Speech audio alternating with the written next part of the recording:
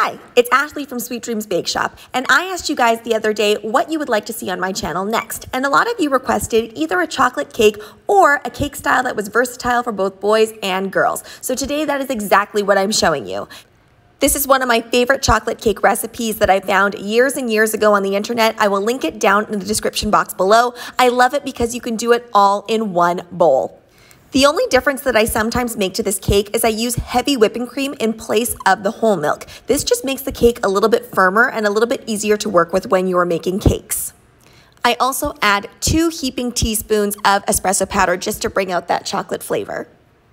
You might be wondering what I'm doing here, but if you've watched this channel before, you know I don't like to waste. So I'm just mixing in all of my colors that I have left over in my Italian meringue buttercream, and I'm adding in some cocoa powder to create some chocolate buttercream.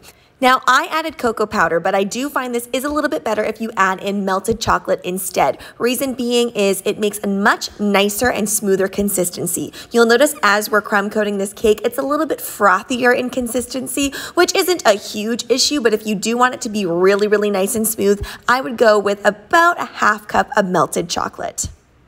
You might be wondering, where is the top of part of that cake? And this is the issue sometimes that I have when I don't use my Fat Daddy-O pans. Unfortunately, I didn't have enough of those pans to actually bake in. So honestly, if I were to go back, I would invest only in Fat Daddy-O pans. I find that other pans just give me a lot of bending. I'm sure there's other brands that are great too. I just prefer Fat Daddy-O's.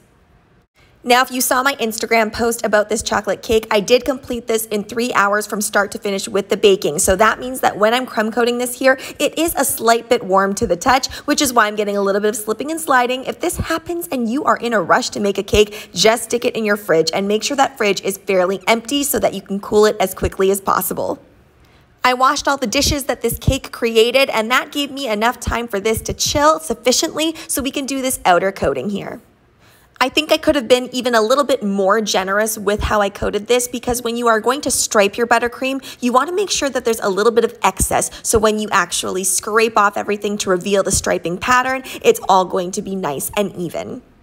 If you want to know where I got all of these tools from, I will leave them down in the description box below. I have both Canadian and American links. I am looking to expand a little bit more internationally because I know I have a lot of people watching me from all over the world.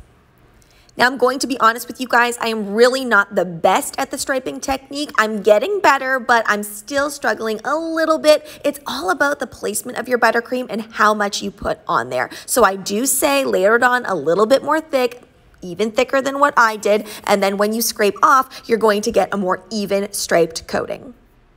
Here's a little tip for you guys. Whenever I have leftover chocolate, I like to put them in this mold or a mold that has small compartments. That way I can control, again, how much I want to use for the next time. In this instance, I did want to use all of it for this drip. Now, whenever you're making a chocolate drip, you do want to make sure that you add just a little bit of flavorless oil. In this instance, I'm using sunflower oil. And of course, make sure to dowel your cake appropriately before I place those bubble tea straws in there, and then I put a board on top that perfectly matches. If you want to see this little hack explained a little bit further, you can go ahead and check this video out in the right-hand corner. Now, there are different ways to actually do this. Normally, I pick up the cake with my hands. However, this was not in the fridge for as long as it needed to be if I was going to do it that way. So I really, really like that hack. Now what I'm doing is I'm just cleaning up the edges, and then I'm going to go in with my drip. Now, sometimes I do find that if your chocolate is really, really warm, it can cause the edge to be a little bit less sharp. So if you want to make sure that everything is looking super, super sharp, you can place that back in the refrigerator first and then go ahead with your drip. In most of my videos where I'm showing you a drip, I've often done it with a spoon. This is the much more controlled way to do it because you can really control how long you want that drip to be down your cake. And you can also control the thickness. If you don't like how thick this is, you can definitely thin it down even more so the drip is really, really thin. You just need to add more flavorless oil.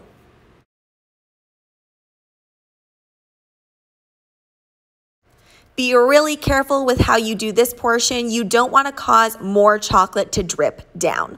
Now what I'm doing after my chocolate has fully set, or at least set enough so it's going opaque, I am going to add on my little buttercream dollops. And I did make sure, by the way, to save a lot of white buttercream to the side because I knew that I wanted to do my decor with white.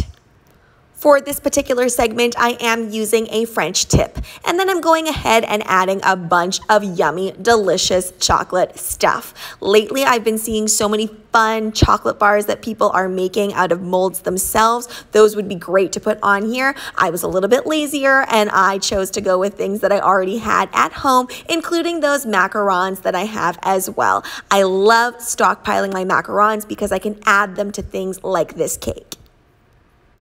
And of course, whenever you're adding things to buttercream cake, especially if the outside is already solidified, you're just going to want to use a little bit of buttercream to adhere everything together. And then if it is a little bit droopy still, go ahead and place it in the fridge right away just to make sure that that solidifies up.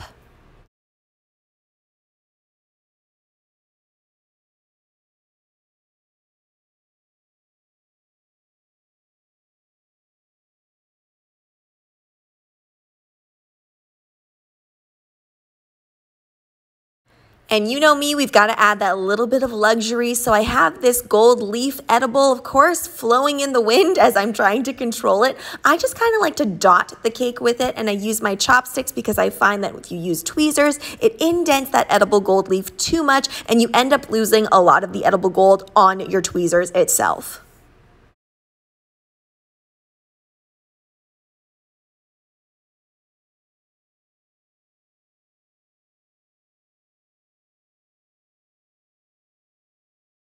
When I was making a lot of cake orders, I would suggest cakes like this all the time just because they're so great for any occasion, and they are also on a little bit of the cheaper end of the spectrum, but they still look really, really beautiful, and they're impressive as well. These also look fabulous whenever you add in like a sparkly gold topper.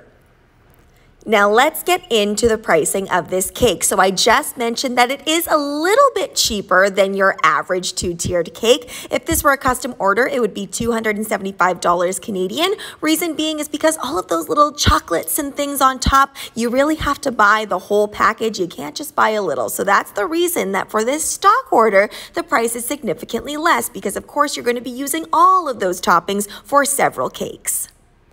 And don't be afraid to charge a little bit more if need be, especially if you're making all of those different toppings that you're putting onto your cake, especially things like those macarons, which are a little bit more expensive. I would definitely charge full price for whatever you normally charge for your macarons or whatever other baked goods are being featured on the cake.